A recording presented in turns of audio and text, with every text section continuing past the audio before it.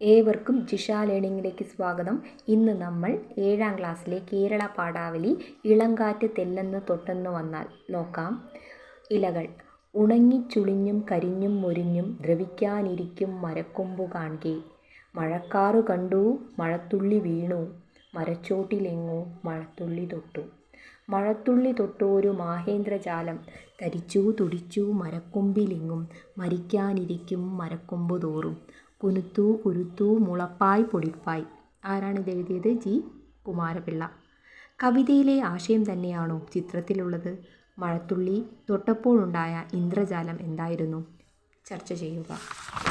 Okay, teacher ഇതിൻ്റെ not മുമ്പ് ചെയ്തിട്ടുണ്ട്, അത് നോക്കി എഴുതുക. ഓക്കെ, അടുത്ത നോക്കാം. എന്തെന്ത് വിസ്മയ കാഴ്ചകളാണ് പ്രകൃതി ഒരുക്കി വെച്ചിട്ടുള്ളത്. ചെറുതും വലുതുമായ ആയിരം അത്ഭുത കാഴ്ചകൾ. ആരാകിലെന്ത് മിഴിയുള്ളവർ നിന്നിരിക്കാം എന്ന കവിവചനം അന്വർത്ഥമാക്കുന്ന ദൃശ്യഭംഗികൾ ആസ്വദിക്കാൻ കൂടിയുള്ളതാണ് ഈ ജീവിതം. ഭൂമിക്ക് വേണ്ടിയൊരു ലാവണ്യ ദൃശ്യോത്സവം. ഓക്കെ, നോക്കാം. പ്രകൃതിയുടെ അതിസുന്ദരമായ ഒരത്ഭുതമാണ് കുറിഞ്ഞിപ്പൂക്കൾ.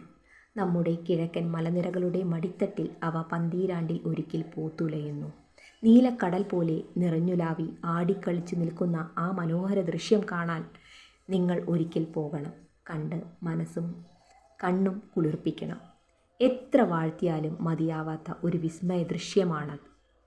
മൂന്നാറിലെ മലനിരകൾ മുഴുവൻ ഒരു പൂങ്കടൽ. കാറ്റ് വീശുമ്പോൾ തിരയടിച്ചിളകുന്ന പോലെ അവ ഒന്നിച്ചു നൃത്തം വയ്ക്കുന്നു. ആ നൃത്തത്തിനും സംഗീതമുണ്ട്. ആയിരം വണ്ടുകളുടെയും തേനീച്ചകളുടെയും മന്ത്രസ്ഥായിലുള്ള മൂളൽ.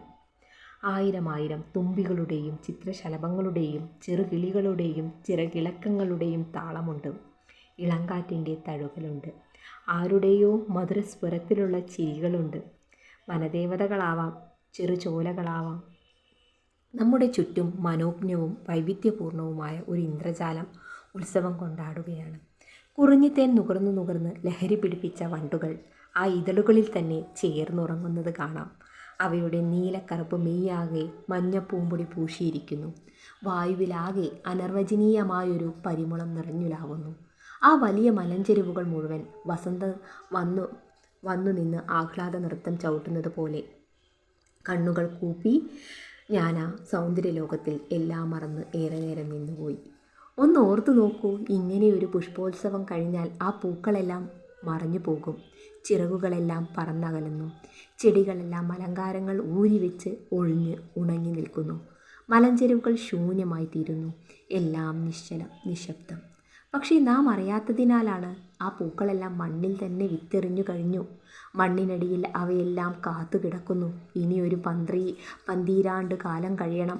അതുവരെ നീണ്ട തപസ്സിലാണ് കുറിഞ്ഞിച്ചെടികൾ. വീണ്ടും 12 കൊല്ലം കഴിയും. വസന്തം ആകാശത്തു നിന്നു കാഹളം മുഴക്കിക്കൊണ്ടിറങ്ങി വരും. ആ വിളി കേൾക്കുമ്പോൾ വിത്തുകളെല്ലാം ഞെട്ടിയുണർന്നു പച്ചിച്ചു മിന്നുന്ന കൂപ്പുകൈയോടെ പുറത്തിറങ്ങി ഉയർന്നു വരും. വീണ്ടും അവ ലക്ഷം പൂമൊട്ടുകൾ അണിയുകയായി. ലക്ഷം പുഷ്പങ്ങൾ വിരിഞ്ഞു തുടങ്ങുകയായി. പൂക്കൾ വിളിച്ചിട്ടോ ദൂരെ നിന്നോ ചിറകടികൾ കേട്ടു തുടങ്ങുകയായി. മലഞ്ചെരുവുകളിൽ ഉത്സവത്തിൻ്റെ കേളികൊട്ട് മുഴങ്ങുകയായി. നമ്മെ പോലുള്ളവർ അമ്പരന്ന് നീണ്ടു നിൽക്കുന്നു. ആർക്കു വേണ്ടിയാണ് ഈ ഒരുക്കങ്ങൾ? ഒന്നു മാത്രം എനിക്കറിയാം, എല്ലാം നശിപ്പിക്കുന്നവർക്ക് വേണ്ടിയല്ല, പ്രകൃതിയെ പുനർജനിപ്പിക്കുന്നവർക്ക് വേണ്ടിയാണ് ഈ മനോഹാരിത. തീർച്ചയായും അത് നമുക്ക് വേണ്ടിയല്ല.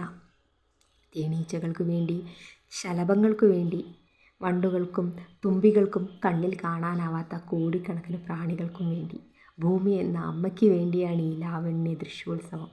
നിങ്ങൾ കുഞ്ഞുങ്ങൾക്ക് ആ കാഴ്ച കാണാൻ ഭാഗ്യമുണ്ടാവട്ടെ. മുൻമൊഴി സുഗതകുമാരി. ടീച്ചർ ഈ പാഠത്തിൻ്റെ എല്ലാ നോട്ടും ജിഷ ലേണിങ്സിൽ പിൻ ചെയ്ത് വെച്ചിട്ടുണ്ട്. എല്ലാവരും പോയി കാണുക. ആക്ടിവിറ്റീസൊക്കെ ചെയ്തിട്ടുണ്ട്. എല്ലാവരും അതിൽ നോക്കി എഴുതുക. Okay, thank you for watching.